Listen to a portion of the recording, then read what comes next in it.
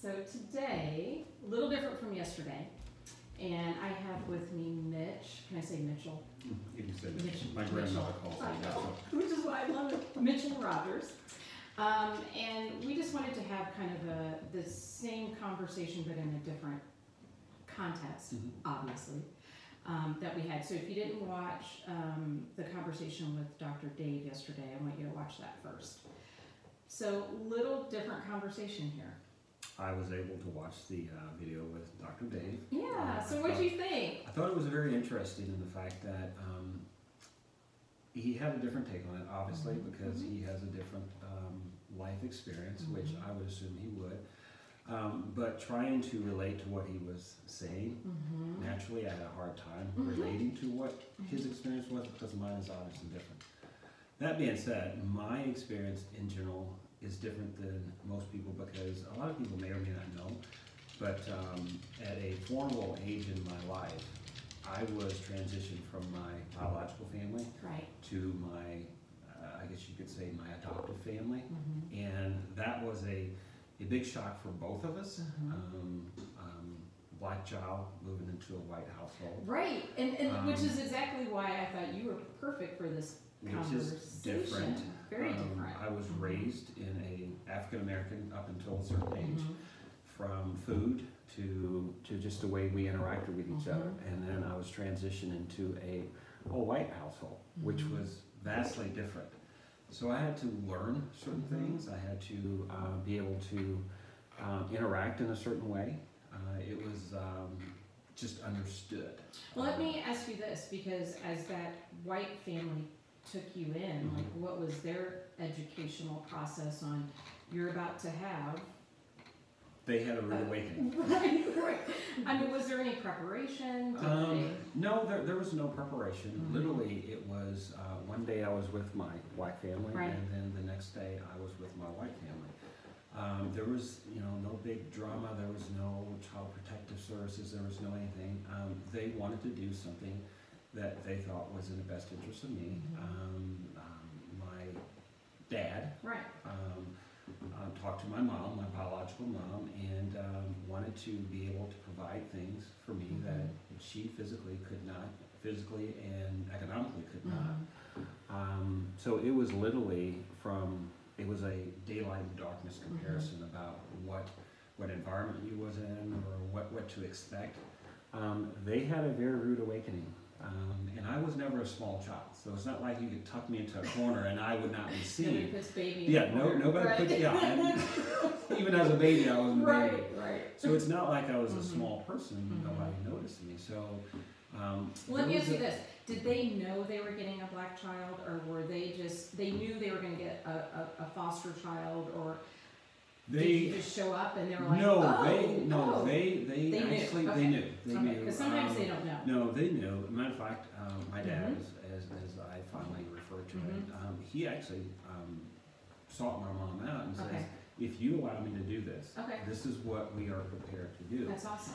And my mom was a little hesitant, but I think in her heart she felt like that was the best thing for me. But as a little black child, and I say little just in the fact that I was young, I really couldn't process that. Right. So I had a lot of processing to do myself to make sure that I wasn't telling myself a story. And sometimes that's very hard to do. You have your biological mother who, in a sense, gives you over to another family that you knew, but it's a big difference between knowing them and hanging out with them than living together. It's a big, and I think that, I'm not sure if they really prepared themselves well enough, because actually they lost friends. Well, that's what I was going to ask you, because in that time, I mean, because you're not that old. Yeah. No, it was in the 80s, early 80s. Because they were going to the grocery store with this tall black exactly. child. They were, and like, it was hard to explain. There would be times where, again, I was never a small child, but we would put me in the middle of my mom and my brother, my sister, and my dad. Say if we went to a restaurant, they would take my order and separate the rest of them if I was in front. If I was in the back, they would take their order and separate me from that. So we figured out we had to put Mitch in the middle in order to make sure that Everything. Mitch was included in, Right. in the experience. And one of the big things that I had to deal with was just the notion that you don't fit in, Right. you don't belong. Yeah. Hey, you guys know Right. that there's a black kid Right. in the car with you, Right. or did you guys really know? Like Mhm. they did their best to Mhm. try and assimilate me into that environment. And when But you say that, what do you mean? Like, would you guys have conversations about, well, when we go here, you should do this it was or just act this it was way? just understood. Okay. It was one of those things where, Mm-hmm. again, I had to really adjust my expectations. Because again, when you're brought up in an all black family with your grandmother being the matriarch, and she really set the tone of what you did as a black child versus And what you didn't and do what you didn't do as a as a black child, Mhm. and how you carried yourself and how you Mhm. acted around other people. Right. She really set the tone for that. Mhm. And when she passed away, again, it's like a huge part of your family, and we were kind of lost. And I have 3 other siblings, biological siblings. I have 2 older brothers and 1 younger sister. And unfortunately for them, it didn't turn out as well. You could almost say that I was able to kind of get out, so to speak. Overcome. And with the help of my adopted family, so to speak, they provided a lot of resources, a lot of just overall what some people may say, some of the basic necessities.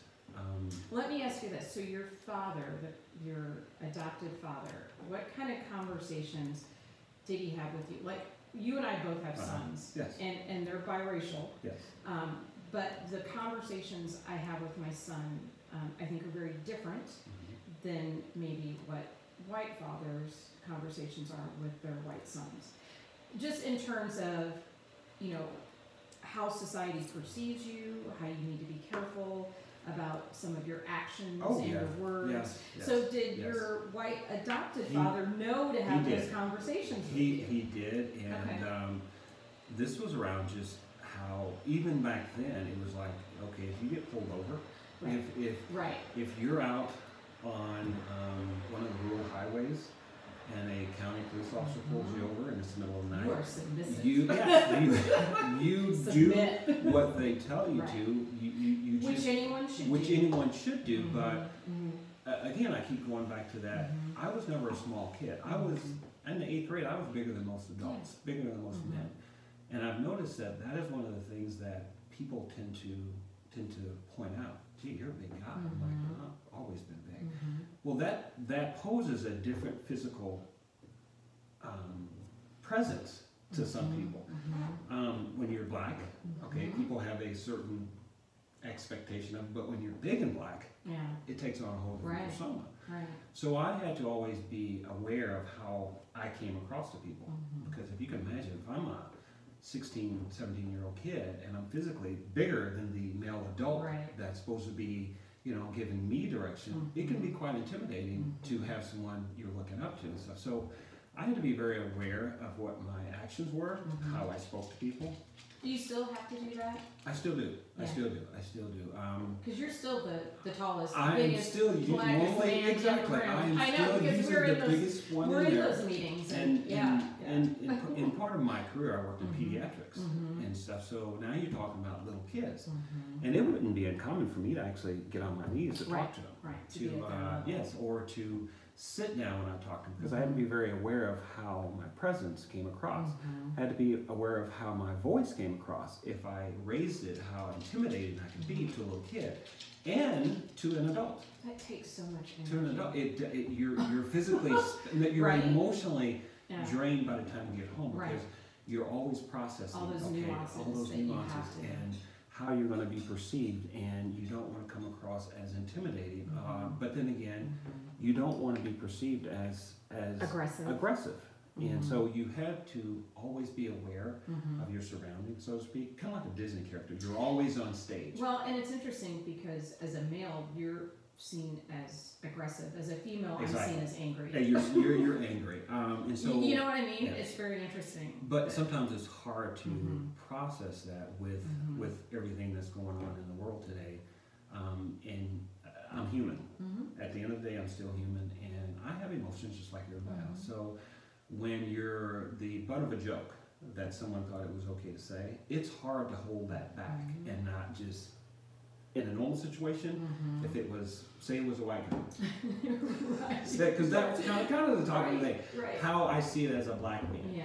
If a white guy was to react that way, that's so-and-so. But if a big black guy reacted that way, it's totally different. And there have been a number of times that I've really had to really say, Mitch, pull it back. Pull it back, because you're getting ready to let the inner Mitch out. And it's not like it's some big scary person, but as a natural response, you want to react in a way that if I reacted that way, it would be, to say it's not okay, it would be perceived in a different way as in somebody else. So my awareness is always there. It's always there whenever I'm out in public, whenever I have my son with me, whenever I have my wife with me, because there are times that you may not see it or she may not see it, but I pick up on those certain looks that you may get. But is it hard? Because I totally get what you're talking about, and I feel things and see things, but then I start thinking, am I crazy? Maybe I'm just hypersensitive. Maybe it really, I start to second guess my instinct. You do. And in the terminology that we use at work, it's called telling yourself a story. Am I telling myself a story that I'm overreacting? And I have to stop and say, okay, Mitch, am I being oversensitive? Because I know we have conversations. We'll call each other. Exactly. Like, so hey, how did that work? Right. So I will give you one example where I had to channel my inner control, so to speak, just not to react in an otherwise natural reaction to anybody. So I was at a holiday gathering several years ago. And these were very, how do I say, influential people. Right. And the wife of this particular individual had just gotten a black lab for a Christmas present. And she had all of the people around, and she was telling them how she was trying to teach this black puppy to sit and roll over and do all the things that a puppy should. Obedience. And so I was standing there with a drink in my hand, and I'm not sure where my wife was, if she was somewhere, but the room was full, and the evening was going on, and as she was telling the crowd of men that were standing around how she was trying to teach it, her husband made a gesture and says, as she said, Molly, roll over, Molly, and she was trying to demonstrate to everybody else how she had trained this little black lab, and the husband says, Mitch, did you hear her say, roll over? And I looked at him. It was like somebody had just smacked you across the face, and it says, don't react. Don't react. Because if you react right now, you're going to give them what they expect. Exactly. It will be worse for you if you react. So, again, like I use humor for a lot of things. I said, I'm sorry if my wife can't train me. I don't think that your wife can. So I said, I'm always welcome to education, but it's those moments that you have to really grab that person who's getting ready to react out of just natural instinct, and because it had already played out in my mind how it would have gone. Well, and then is my reaction really going to change that person's? It will not change it. So again, I use humor a lot just to try and because it's not going to help. It's not going to change the situation. It would probably come across, Mitch, what's wrong with you? Why? You're being sensitive. Yeah, you're being sensitive. It was just a joke. But people don't see it through my eyes. I had an elderly couple I took care of for years, and they both since passed, and they were, I don't know, got up to 88 or 89, and God love him, he always used the word colored instead of African American or black. And I remember I had like a med student or something with me, and she's like, aren't you going to correct him? I said, honey, in 20 years, if he's not going to change it, I'm not going to change it. But I tell you what, he still sees this African American female, and that's a greater lesson to me at this point and to his family than that word. So you're like, do I pick my battle, so to speak? You have to, and at the end of the day, you got to say, I did my best, and people will acknowledge you in a certain way. And I think sometimes you put yourself, you can make the situation good or you can make it worse. You can walk away or you can pick your battles. And depending on where you're at that day or even that moment, will depend on, you know, what option you take. But again, at the end of the day, you just have to do the best you can. So, you know, I asked Doc Dave yesterday about white privilege. Yeah. I had to. No, I saw it. I had to, and I adore him. He's one of my best friends, and we have these conversations. And I appreciate the fact that he's like, yeah, it's probably out there, and I've probably benefited, but I didn't know I did. I mean, what's your perspective on? You know, I didn't realize it for a long time, but I had witnessed it, but you didn't know it. And I'm going to refer you back to a video that I saw on Facebook, and it was a little short video, and I think it was tagged white privilege, and we done the understanding with a group of, I think, college kids. And he says, and he got them lined up, and I guess it was going to be like a little sprint. And he says, okay, before we start, I want to use an example of what white privilege is. For everybody who had both their parents in the home and they were growing up, take 2 steps forward. And each question, he would single those people out who had it, who didn't have it. And by the time he got done, he says, okay, stop. Everybody turn around and look behind you. For those who are close to me, that's white privilege. Whether you had both parents in the home, whether you had the means to go to a 4-year college, whether you had to take student loans out, whether you could have transportation back and forth. So you don't get it until you're in it. Until you don't have it. And then when that happens, you're like, you're looking around like, oh my God, I don't have it. But they do. But, you know, it's one of those things you don't know until you don't have it. And in some cases, until someone points it out to you.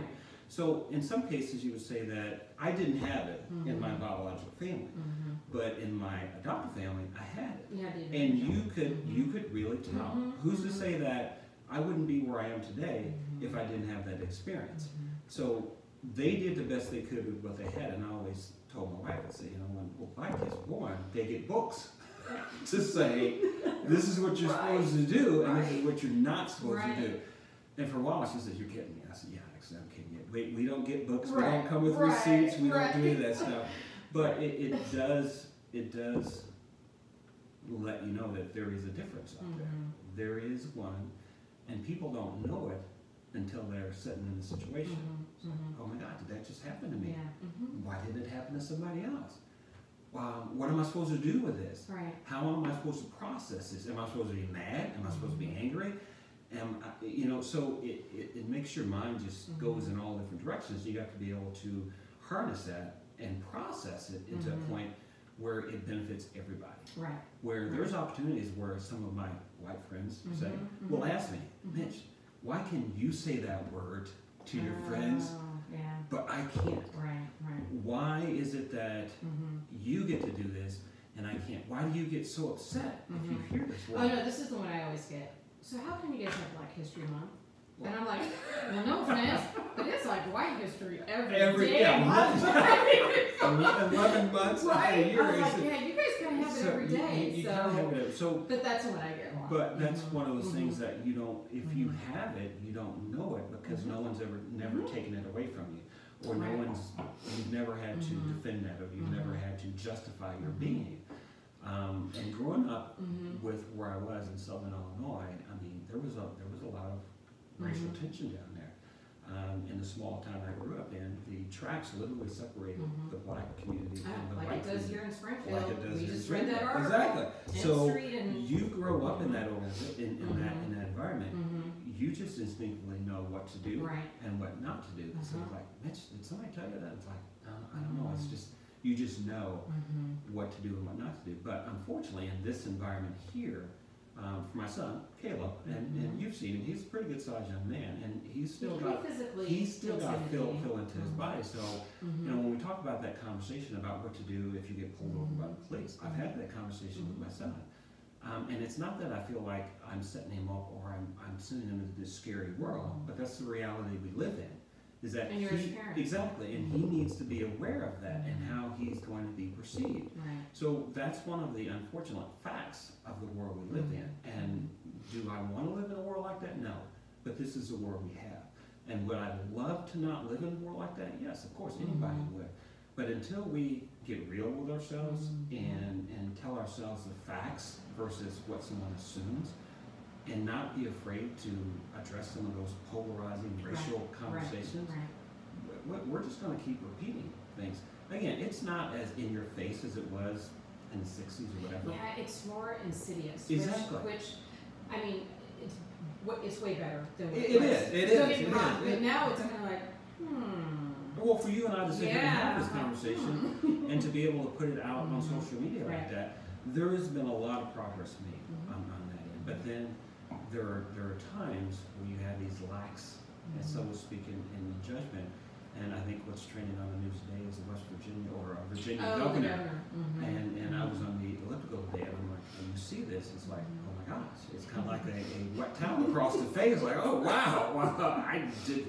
How could somebody like that get there? But the thing is, you have to stop and get all the facts before you already make your decision. So that's one of the things that I would caution a lot of people is to stop and get the facts before they jump to a conclusion. Because there was a lot of times, and I'll tell one little quick story here. I went to Joseph A. Banks.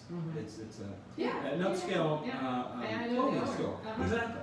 So I was going to go and get another suit. Well, I walk in what I call my kind of just my relaxing, just you know, sweatpants and stuff. And so I said, you know what, the tailor comes up and he says, can I help you? And I said, yes, I want to get a suit.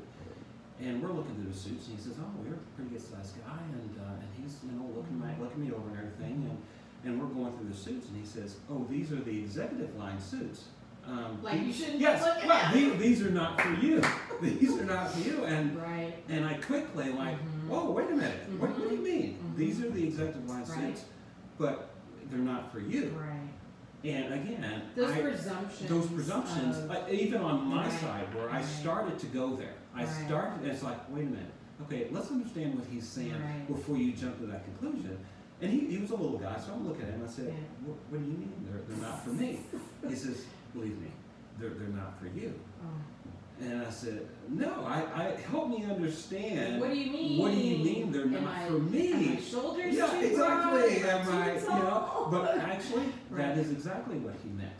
That is exactly. He says, you know, typically when you get into this executive line for what we design, it's and no offense, it's a little bitty short, round, stubby white guy. And unfortunately, that is he the used fact that I know the order, because when you were saying that, I was like, he used those words exactly, but it was a great example of where I was getting ready to jump to this conclusion when actually he was actually giving me a compliment. He says, you're not the average executive that comes in here. They're usually 5 foot tall and round in the midsection, and you're way up here, you got broad shoulders and narrow waist. He says, these wouldn't fit you. We would have to do some tailoring.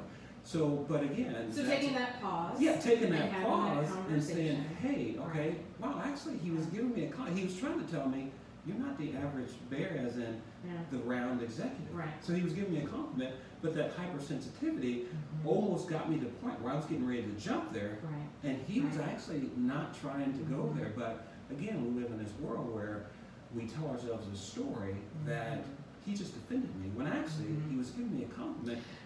Well, but part of it is you always have to be on the defense. Exactly. And that's one thing, I mean, as a black woman, especially being in the medical profession and some of the things we do, I feel like I'm always on the defense. And so with that becomes that hypersensitivity. It does. And that's that point where you have to take a pause and say, okay, wait a minute. And I like to use the phrase, help me understand. Help me understand you what do say that a lot.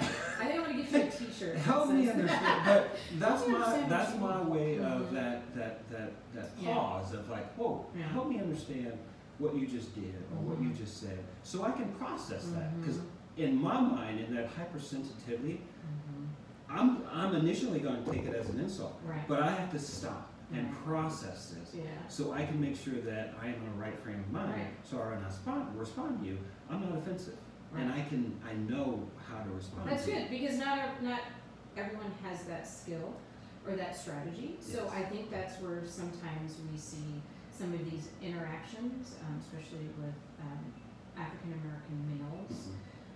with other white males where they don't have that ability just because of their experiences and maybe they haven't learned some of those skills where we see the lashing out instead of that. And they feel very justified in doing so right. because of their experience. Well, the last time this happened, this is what I meant. So I'm not going to let you do this to me. I'm going to strike before you strike me. And whether it be verbal or unfortunately maybe sometimes physical, otherwise. But I think that's the mentality that rears up or flares its head before anything else. So we do live in a very hypersensitive environment where you have to stop and help me understand what you just said. I'm going to use that phrase all week next week. Help me understand what you're saying to me so I can process this in a way that I can treat you with more respect. So the conversation doesn't get off to a bad start, and then you're trying to because things are lost in translation. Things are lost in translation, and I've had numerous interactions where I say, you know what, before I go there, help me understand what you just said. And a lot of times it's like either they didn't know or I didn't know, and those are what I think President Obama said a long time ago, teachable moments. Where you can say, okay, this is how this came across to me, and they say, oh no, that's not what I meant. Okay, well, let's talk about let's talk about that. Let's talk about this. So, in an ideal world, this person walks away with a better understanding of how they may approach this next time, as opposed to saying, I don't know what I did wrong, and I don't know why he's mad at me. So it's very interesting to walk around in my skin, so to speak, because people will automatically prejudge you for your size and because of what you look like. I had one of the physicians, a funny story I was telling my wife last night. I'm not sure if I told her anyway, but I was in a parking ramp here in town, and my legs are a lot longer than most people.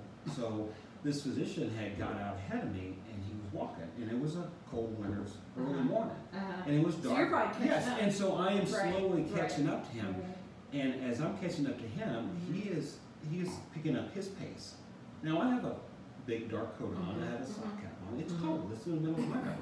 And it's dark in the parking ramp, and I'm slowly catching, and he's getting faster and faster to the point where he was out of breath by the time I caught up with it. And so I finally get inside, and I just and he saw me, he's like, oh my God, Mitch, thank God it was you. I'm like, what does that mean? Yeah, what does that mean? It's like, well, and then they get into that, I was like, I understand. You don't have to explain, but you asked me. And he's like, I didn't mean anything by it. I'm like, no, I get it. It's good. So it's those moments where you have to catch yourself. And a lot of times, you'll just kind of laugh about it because deep down, it's a little offensive. But either you can take that road, or you can say, okay, he thought something. His perception was wrong. We corrected it and moved on. And we're good. And we're good. So there's a lot of times where people will ask me certain questions about, Mitch, you're black. Oh, wow. Seriously? I didn't know that. Why does this happen? And so those, again, where we have what we call a teachable moment. And so should you always get offensive about that? No. It's an opportunity to help someone understand. And I'll tell you, my wife, before we got married, she would say, why do you guys do that? And we have to, and I've known the both of you a really long time, and Erin is white. Yes, Erin is white. In fact, she's over there chuckling. I'm going to have her do one of these at some point. It would be an interesting because take. I think she has even another perspective of what it's like being married to a black man and having a biracial She son. would also say, Mitch, I never knew that. I never knew it from that perspective. And I would not have known it if we had not been in this relationship. Because there's no reason for her to know that. There's no opportunity. She wouldn't have had those opportunities. So we were able actually to learn from each other and stuff. But there was been a lot of what we call teachable moments. Even with her parents. And, hey, so guess who's coming to dinner? Guess who's coming to dinner? Let me tell you, it was interesting, and I think Erin would agree with me. It was. That's one of my favorite movies in the whole world. If you have never seen the original Guess Who's Coming to Dinner, with Sidney Poitier, Spencer Tracy, Katharine Hepburn. You talk about teachable moments yes, and teachable conversations. moments, yes. Everybody, that's your homework. Yes, but it was one of those guess who's coming to dinner. And, So did she say that you were black before she took you home? You know, it was a very or was it like it was a very unique conversation. One that, and I don't want to out Erin, but I told her she had to have this conversation with her parents. Yeah. And this is, you know, you're going to talk to them. We're not going to do any dating or until you tell them that I am black. That's kind of It's like, yeah, it is kind of a and let me tell you, it was a lot for them to process. Yeah. And how many years later you guys have been married? We've been married 19 years.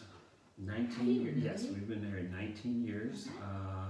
It's 19 years. I was 19 years the first of the year. 19 great years as I look over at my wife. We'll get her side. Yeah, you'll get her side next time. But yes, 19 years, and each year I think was times that we had where we learned something that as well as, I didn't know that. And sometimes they were very in your face, and sometimes they were subtle, and we had to learn how to kind of navigate through some of those waters. Her dad was quite challenging at times, but I will tell you, unfortunately, he passed away, and I wish he was still here because he was Caleb's biggest fan. And but we got to the point where we really enjoyed each other, and I miss him. I miss him a lot, but it took a lot for us to get there. But I think it was a learning opportunity for him and for me. And actually, he called me one day and he says, "I guess you're going to be around for a while, so we need to go talk." And this is one of the things. He says, "Well, what bar do you like?" "Well, Jim, I don't really go out." "Well, what do you drink?" Water. You know. He says, "You don't go out. What do you do?" I said, I come home or I go to the gym." So we literally drove around Springfield in his truck for a couple hours, just talking, just talking. And by the time we got done, we had an understanding of what to expect. And it gradually, the relationship gradually blossomed into something that was actually really good. And again, I say it with the... Well, and don't you think part of it was, you know, in our society, he probably didn't want Erin to have a backlash of being married to a black man. I mean, that's... And not even that, but, you know, you go one step further and talk about your kids. Right. You know, as she said, Erin and I had a choice in this relationship. The kids don't. When you bring a child into this world, you want the best for them. And what kind of environment are you going to bring this child into? They didn't choose this. You just put it on them. So we were, you know, that was a concern and stuff. And in our, you know, in our blissfulness, we're like, no, everything will be great. And so far, you know, we have been fortunate.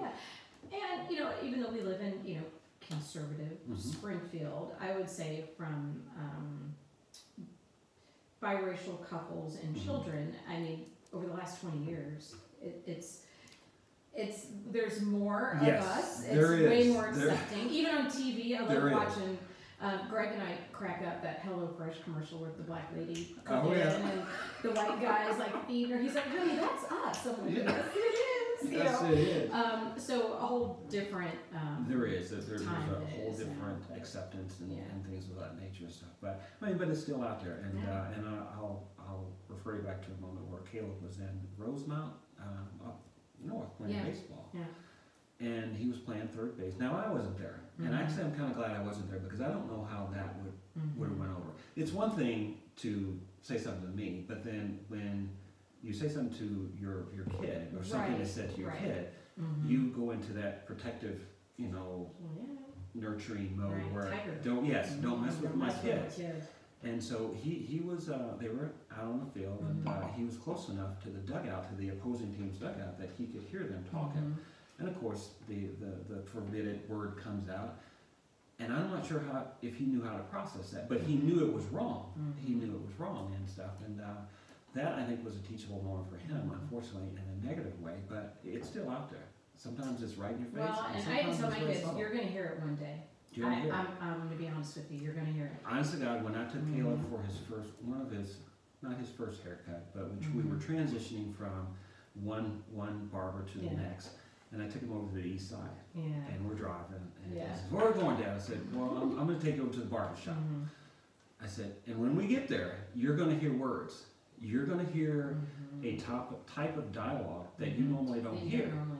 And I said, when you hear it, don't let your mouth fly open. Don't let your eyes bug out of your head. Don't grab me and, oh my God, Dad, tell him to stop. I said, it is what it is. And he says, okay. So we got there, and I was just watching his interaction. And sure enough, after maybe 10 or 15 minutes, it flies across the bar, and I said, well, I watched it, and he never missed a beat. And so we got out, and I said, "What'd you think about that?" He says, "That was a little different." I said, "Yeah, it is a little different." I said, "But that's where we're at." And he says, "But I can't say it." I said, "No, we don't condone that. We just don't." And so he's had what I've called his teachable moments too and stuff. And we were in a mall one day, and there was another black gentleman walking towards me, and he noticed that I nodded at him. He says, "Dad, you know him?" I said, "No, I don't know him." I said, contrary to popular belief, we don't all know each other. We don't all know each other. And so he came to me and he just gave me a subtle nod. And I nodded back at it. It's respect. And Caleb says, "Do you know him?" I said, "No, I don't know him." And another guy comes towards me and I said, "Caleb, watch. Now I don't know this guy, but he's gonna acknowledge me." And sure enough, he did. And he says, "Dad, why did you do that?" I said, "That's him acknowledging that he sees me. As another black man, he sees me. He acknowledged my existence." And I said, "Watch. Now when we walk past this other guy, this white guy," I said, we won't do that." And we sat there and I said, "This is one of those teachable moments." We sat there for a little bit and I said, "Watch these two white guys. When they walk by each other, they will not acknowledge each other." But I said, "Why?" And we sat there for a little bit to watch this. And he says, interesting. "Wow." And for him, that was one of those things like, I didn't know that. Well, he's a young kid. He doesn't. But that is another way that, as a black person, you acknowledge each other. Not because you know them, not because you sit down. But because I get it. Because I get it, and I feel your pain, so to speak, and I'm going to acknowledge you just by a subtle shake of the head or just a, "Hey, how you doing?" It's nothing big, but it just simply says, "I see you." Okay, I would totally love it if some white men in the hallway acknowledge you this week after seeing this. Well, I do. I would love that. We should all acknowledge each other. We should. And I don't want anybody that sees to say that it. But it's one of those things where it's another one of those unwritten rules that, as a black man, it is your job to acknowledge that other black man, that he's gone through that same struggle. Now, whether it be real for him or not, you have a sense of what he's gone through. You may not have walked his path, but you have your own path, and there are similarities in there. And that little just nod is like, "I see you." So now does Caleb nod at other males? He hasn't got to that. Okay, he hasn't got to that part yet. Yeah. But I think at some point in time, as he matures, he will get to that, and that's just one of those things that, as a black person, it's just one of those instinctive things that you do. And I'm not saying it's right, I'm not saying it's wrong, but that is just one of those cultural things that you're kind of, I don't know if you're taught or you just know. Well, you observe. You observe, and you learn from that, and you try and fit into your environment the best way you can. And I have fortunately been exposed to a number of environments that have shaped me in a way that I can fit in, and I know what the expected behavior is, and I know what the consequences are. Sometimes you just want to be you. Sometimes I'm like, today, do I have to try something? I do. Sometimes you just want to be Mitch, because some people say, "Mitch, what do you like to be called?" And they won't. But I'll know. Yeah. So do you like to be called African American or black? Right. I just want to be called Mitch. Yeah, that's just call me Mitch.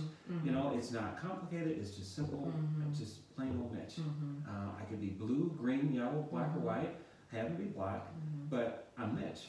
There's this great, one of my favorite, I'm not good at specific Bible verses, but I think it's like 1 Samuel, where they talk about how God saw David, but he saw his inner heart and kind of his soul, and not his size and not his outward clothes and all those things. So I always hope that when people see me, that's what they see more so than Right. But unfortunately, I know. people see. I know. right here, they see that. I But you know, it's right.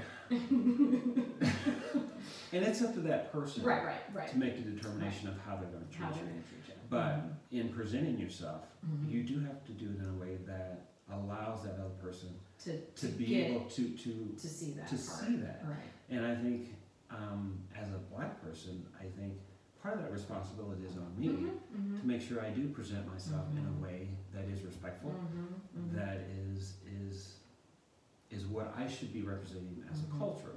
And again, you talk to different people, and they have their own version of what they Mhm. feel it should be, and it varies Mhm. based on your experience. Mhm. But it really varies. But again, some of that is incumbent upon me as a black person to Right. represent who I am first, and Your not truth.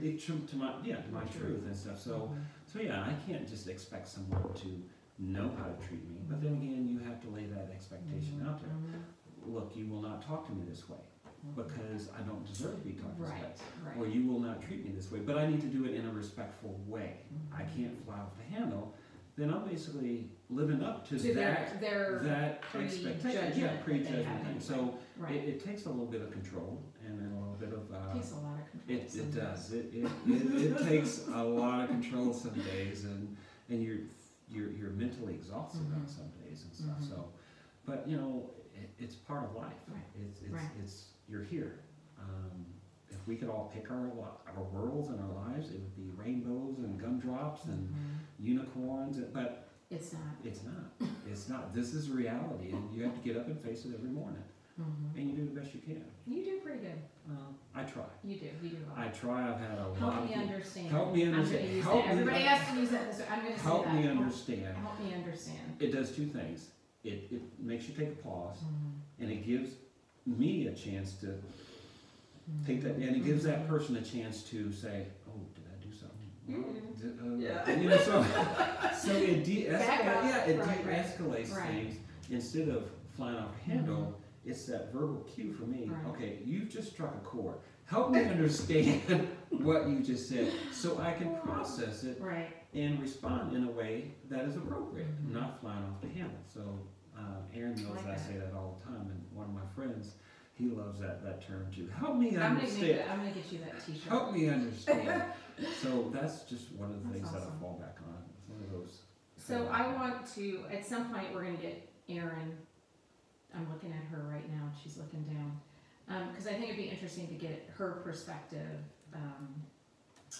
But this was good. This was good. Well, I appreciate your candor. you have tried to, out of all honesty, she has tried to get me to do this several times. And I said, you know what, Nikki, I really don't want to. I know, but you're so eloquent in communicating your experiences and these thoughts. Some people might say I talk too much, but you're good. Ironically, but I appreciate that. Well, it's I've kind of come out of my shell a little bit when I'm forced to. Yeah. But given a choice between sitting in my recliner and just, you know, watching, and I'm not even saying a football game because I'm not a big. I don't even know if I'll watch the Super Bowl tonight. And do I really care who wins? No. But between just coming home and just decompressing, or going to the gym, or just kind of hanging out with a few close friends, and a few, because I only have a few. I'd rather do that than go to some big party. Right. Yeah, and so I'm, you know, if you did the MBTI, I'm an introvert. By their I see that. I'm an introvert. So it does take a lot to pull it out of me to actually do this. So I'm surprised I haven't popped in a big sweat right now because it just. But I see this as an opportunity to say, hey, it's a wonderful opportunity to let people know and have conversations. And have conversation, because nothing gets started without conversations. And whether we realize it or not, we all have relationships, whether they are very superficial or they're very deep.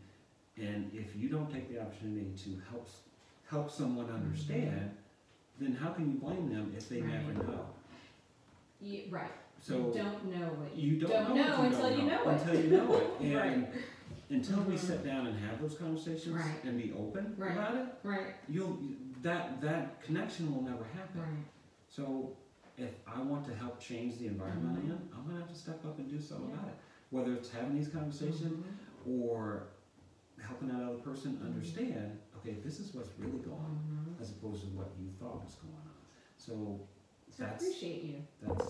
That's one of those things. And I did kind of force him. So. Yeah, she pulled the favor card, Mitch. I need a favor. I need a favor. And that's my kryptonite. Oh my God, she pulled out the I don't ask for many she favors. doesn't ask for many favors. I don't ask for many favors. And so when she pulled out that I need a favor, I'm like, oh God, Nikki, please. Like, yeah, I came home and I told Aaron, guess what Nikki wants me to do? She's like, well, it will be good. I'm like, yeah, that's good. Well, now I'm going to say, Aaron, I need a favor. Now I'm going to pull that on Aaron, too.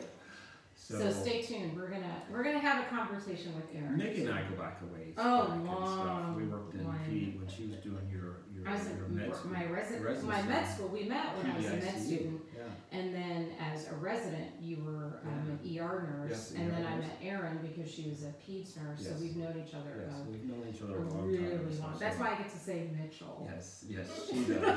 Between her and my grandmother are the only ones who actually call me Right. Mitchell. And some people think my name is like, who's that? You're looking for Mitchell. Oh, that's me. That's me. it. Yeah, That's what we use when we're like, we need something. Yeah. Mitchell. Mitchell. It's like, I love it. Okay. So, yeah, I this was good. This was good. This was No, good. we'll have to do this again. We'll do this again. So we'll talk to Aaron, and then maybe we'll after Aaron goes, we might have to recap. Do a Mitchell. recap with Mitchell and stuff and compare the notes. But you know, we live in a very fascinating world where there's a lot of possibilities, but unfortunately, there's a lot of unforeseen limitations. And But you define yourself. I love that video of Cory Booker with his mom, and they're in the car, and she's bawling, crying because they were going to the announcement.